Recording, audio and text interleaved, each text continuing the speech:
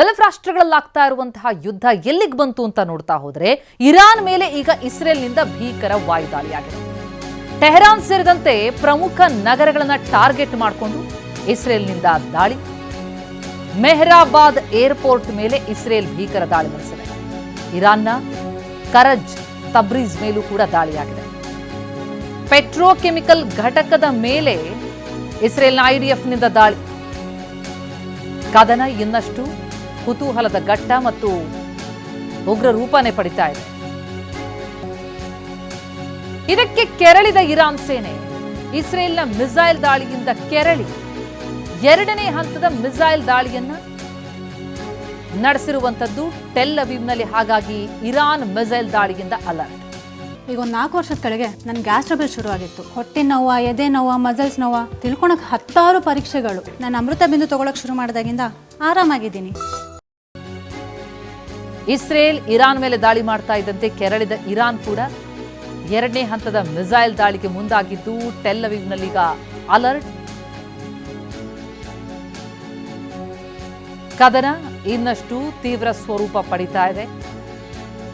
ಯಾವಾಗ Israel petrochemical ಘಟಕಗಳನ್ನು ಗುರಿಯಾಗಿಸಿಕೊಂಡು ಇರಾನ್ನ ಪ್ರಮುಖ ನಗರಗಳನ್ನು ಟಾರ್ಗೆಟ್ ಮಾಡಿ ದಾಳಿ ಮಾಡ್ತೋ ಆಗ ಕೆರಳಿದ ಇರಾನ್ ಸೇನೆ ಮಿಸೈಲ್ ದಾಳಿಯನ್ನು ನಡೆಸೋದಕ್ಕೆ ಮುಂದಾಗಿದೆ. ಎರಡನೇ ಹಂತದ ಮಿಸೈಲ್ ದಾಳಿ. ಟೆಲ್ ಅವೀವ್ನಲ್ಲೀಗ ಅಲರ್ಟ್ ಜಾರಿಯಲ್ಲಿದೆ.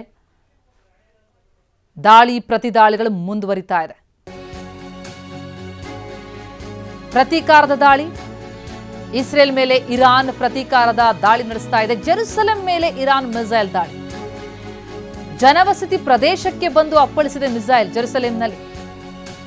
ಹೀಗಾಗಿ ಜೆರುಸಲೆಂನ ಪವಿತ್ರ ಗೋಡೆ ಬಳಿಯಿದ್ದ ಜನರನ್ನ ತೆರವುಗೊಳಿಸಲಾಗಿದೆ. ಇರಾನ್ನಿಂದ ನಿರಂತರವಾಗಿ ಇಸ್ರೇಲ್ನತ್ತ ಮಿಸೈಲ್ ದಾಳಿಗಳಾಗ್ತಾ ಇದೆ. ಬ್ಯಾಲಿಸ್ಟಿಕ್ ಮಿಸೈಲ್ಗಳ ಮೂಲಕ ಇರಾನ್ ದಾಳಿ ಮಾಡ್ತಾ ಇದೆ.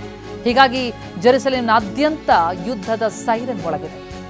ಅರಾವಾ, ಬೈತ್ ಶಮೇಶ್, ಬಿಕಾ, ನೆಗೆವ್ ಸೇರಿ ಹಲವು ಕಡೆ ಅಲರ್ಟ್.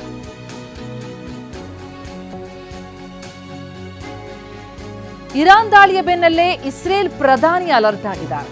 ತುರ್ತು ಕ್ಯಾಬಿನೆಟ್ ಸಭೆ ಕರೆದಿದ್ದಾರೆ ಇಸ್ರೇಲ್ ಪ್ರಧಾನಿ ನೆತನ್ಯಾಹು. ಮಧ್ಯಾಹ್ನ 1 ಗಂಟೆಗೆ ನೆತನ್ಯಾಹು ಕ್ಯಾಬಿನೆಟ್ ಸಭೆ ಇದೆ. ಇರಾನ್ನಿಂದ ಆಗ್ತಾ ಇರುವಂತಹ ದಾಳಿ ಬಗ್ಗೆ ಈ ಕ್ಯಾಬಿನೆಟ್ ಸಭೆಯಲ್ಲಿ ಚರ್ಚೆಯಾಗುತ್ತೆ. ಯುದ್ಧ ಮತ್ತೆ ಭುಗಿಲೆದ್ದಿರೋ ಹಿನ್ನೆಲೆಯಲ್ಲಿ ಪ್ರತಿದಾಳಿಯಾಗಿ ಇರಾನ್ ಏನು ಜೆರುಸಲೆಂನ ಗುರಿಯಾಗಿಸ್ಕೊಂಡು ದಾಳಿ ಮಾಡ್ತಾ ಇದೆ. ಈ ಬಗ್ಗೆ ಮಧ್ಯಾಹ್ನ 1 ಗಂಟೆಗೆ ನೆತನ್ಯಾಹು ಕ್ಯಾಬಿನೆಟ್ ಸಭೆ ಕರೆದಿದ್ದಾರೆ. ಕ್ಯಾಬಿನೆಟ್ ಸಭೆಯಲ್ಲಿ ಇರಾನ್ ದಾಳಿ ಕುರಿತಂತೆ ಚರ್ಚೆಯಾಗುತ್ತೆ. ಯಾವ ರೀತಿಯಲ್ಲಿ ಪ್ರತ್ಯುತ್ತರ ಕೊಡಬೇಕು ಅನ್ನೋದ್ರ ಬಗ್ಗೆ ಚರ್ಚೆಯಾಗುವಂತಹ ನಿರೀಕ್ಷೆ.